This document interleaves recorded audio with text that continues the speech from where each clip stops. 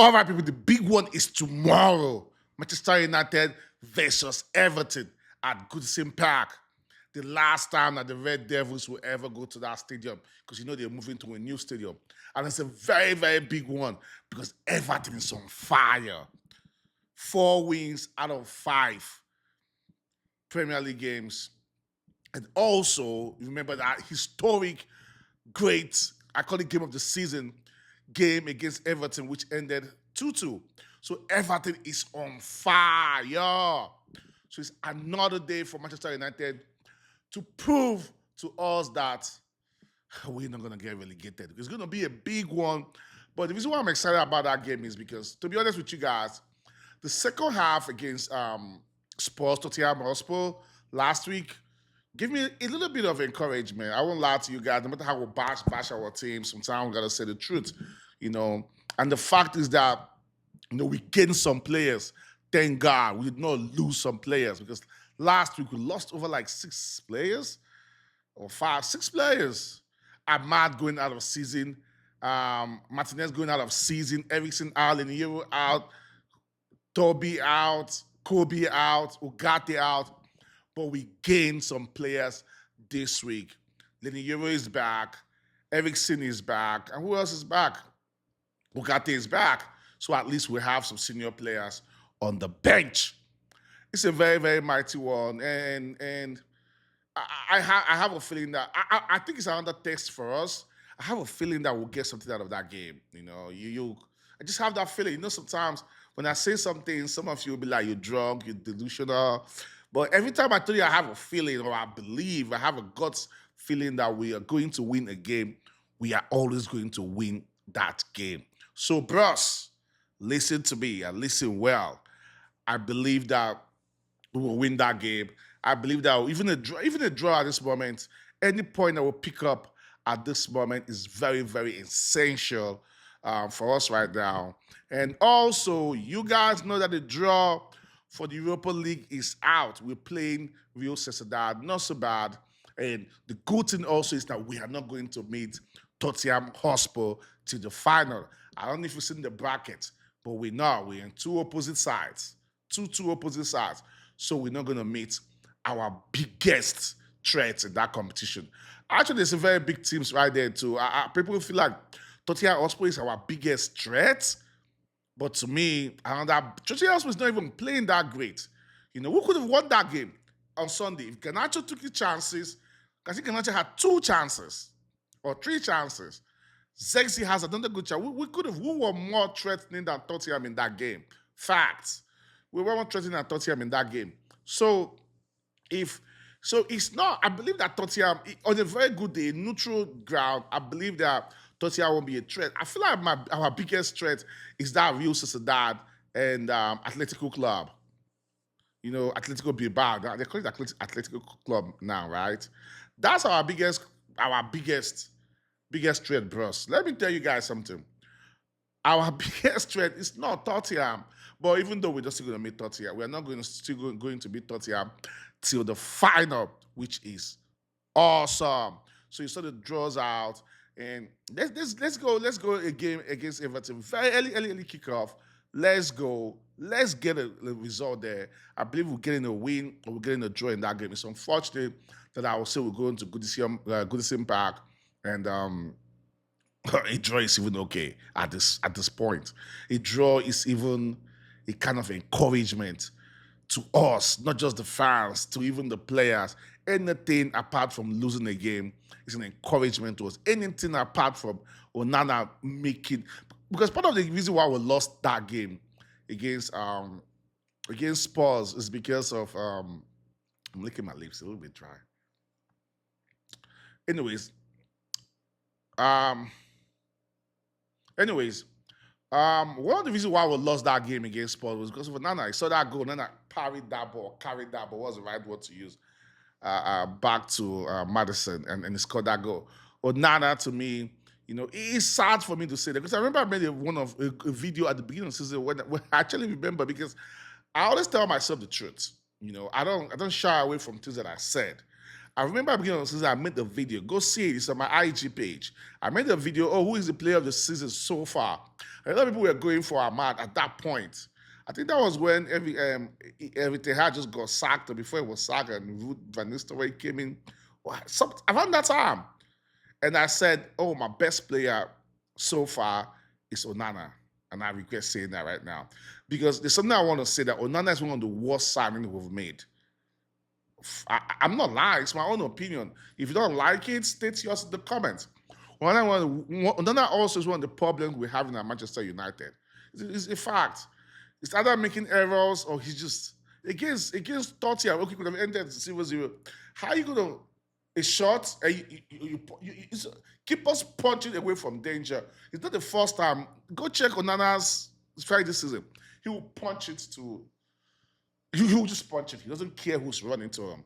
As a goalkeeper, if not, I'm not a professional goalkeeper, but I've been watching football, soccer, football, whatever you call it, for the last probably 20-something years of my life.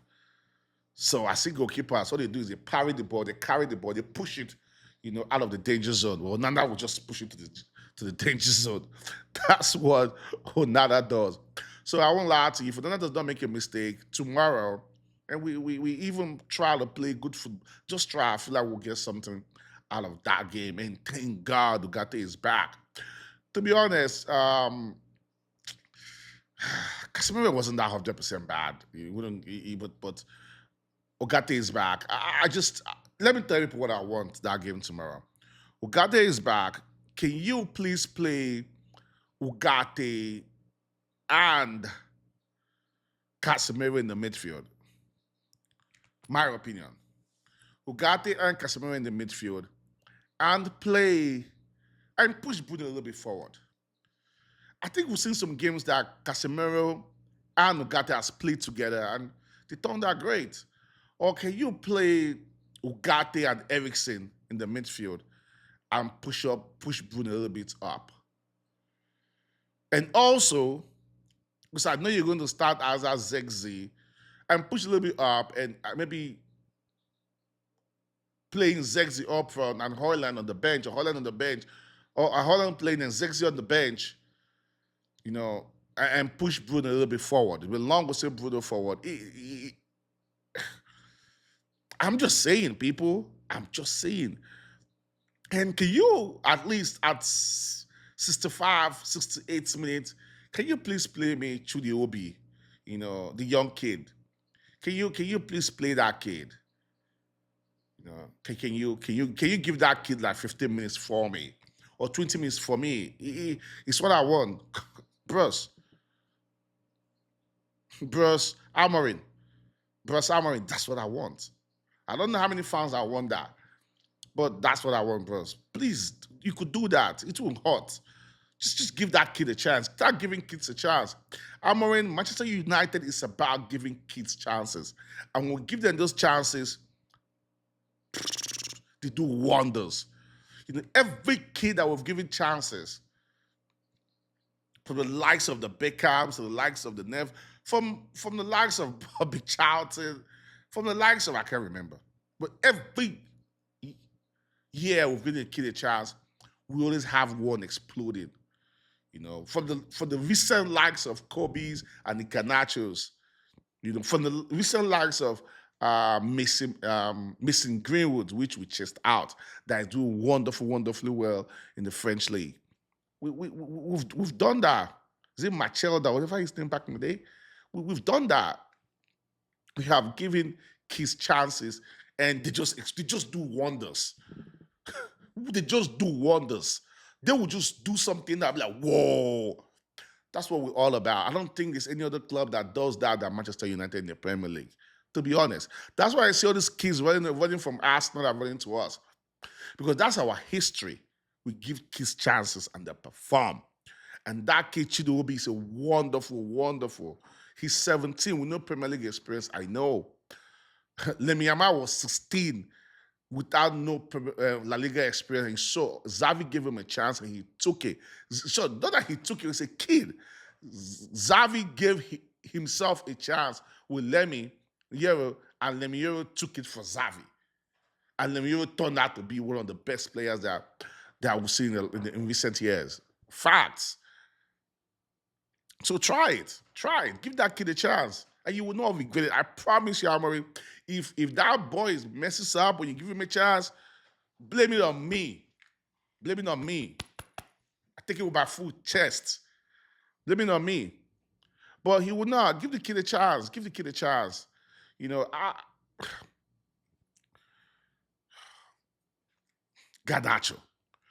You know, sometimes when I think about Garnacho, I never want to come after Garnacho. I never want to say Garnacho is only 20, right? Is he 19? Wait, is Garnacho even up to 20? Garnacho not 19? Or he's still a kid. Garnacho has everything it takes to be an awesome, awesome player. But I've been saying that since the beginning of the season. I said that with ETH, I said that with Rude, and I'm saying that with Amorim. And he has done it. Garnacho still needs to be like, bro. Sit down, let me talk to you as a child. Sit down. Sit down, let me talk to you. You have to play for the team. You have to play for the team. And you have to go and practice shooting, how to shoot the ball. Because if you can't pass the ball and you can't even shoot, because I know that Garnacho's idol is Cristiano Ronaldo. I know he idolizes Cristiano Ronaldo. I know he watches Cristiano Ronaldo videos. I know he's taking advice from Cristiano Ronaldo. Cristiano's style of plays, everybody know him. Over the year, we'll call him a selfish player, but you see what selfish they are. Cristiano Ronaldo will shoot at the goal 10 times, right? He will not pass the ball. Cristiano played with Benzema and made Benzema to look like Benzema is one of the worst strikers. That's that Cristiano left Benzema and became world best. Back-to-back 30-30, more than 30 goals. Cristiano doesn't pass the ball. Cristiano doesn't pass the ball. But if he shoots at the goal 10 times, he's scoring 8 times. That's the mistake Garnacho is making. You're not passing the ball. You don't want to play with your team. You don't want to do none of that. But you cannot shoot. If you shoot 4 times in a game, because we don't get chances to shoot more than 3 times in a game. The kind of situation that we're at Manchester United, every chance we get, we take it. Because we don't create so many chances. We don't even create up to 4 good chances in the game. But against Tottenham, come on, we created up to like 4 good chances. And I wasn't thinking, Garnacho had 2.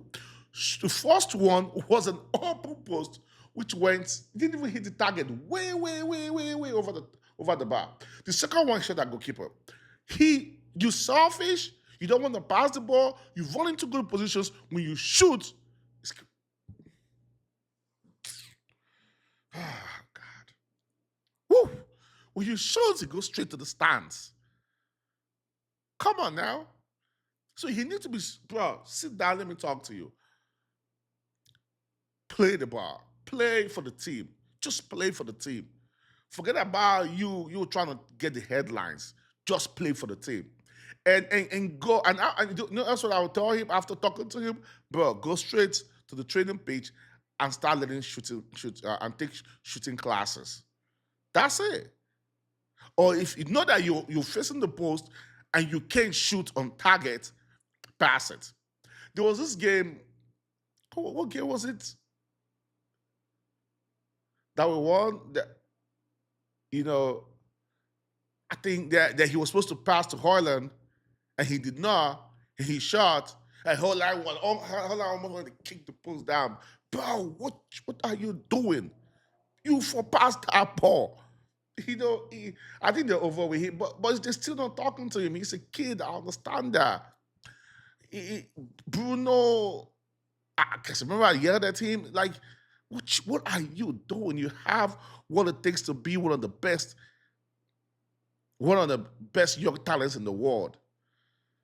But you're doing otherwise right now. So Garnacho, you have to step up. We don't have Ahmad anymore. We don't have wild players. None. Only you. Rashford is gone. Anthony gone. Ahmad is injured. Only you. You have to remain fit and you have to play for the team. But I will not start him tomorrow, and I don't see him starting tomorrow. That's a fact. I don't see him starting tomorrow. I think all I want, I don't know he would do it, but push Bruno a little bit up front to play with somebody else. Probably play with Zegzi and you play But if you do that, there will be no pace going forward. The only pace we have right now going forward is Garacho. That is insane. That is insane, people. That is horrible. That is horrible. That means Ganacha have to play to the end of the season. We don't have no pace going forward. I don't know which kids. I've not been watching the under 18s. I don't know one of the kids on the bench, but we had to find somebody that gives us one of these kids. Even though we said, I see somebody was telling me the other day, can we call back Anthony? Excuse me. And I'll be like, bro, Anthony would never want to call back, bro. Anthony's having fun. I saw Anthony talking about it in the interview that now I could go to sleep smiling, I could wake up smiling. You think Anthony will come back? Whoo! Anyways, I believe that we're going to get something out of that game tomorrow. Everything is on fine form. It's early kickoff. Glory United. We move. Peace.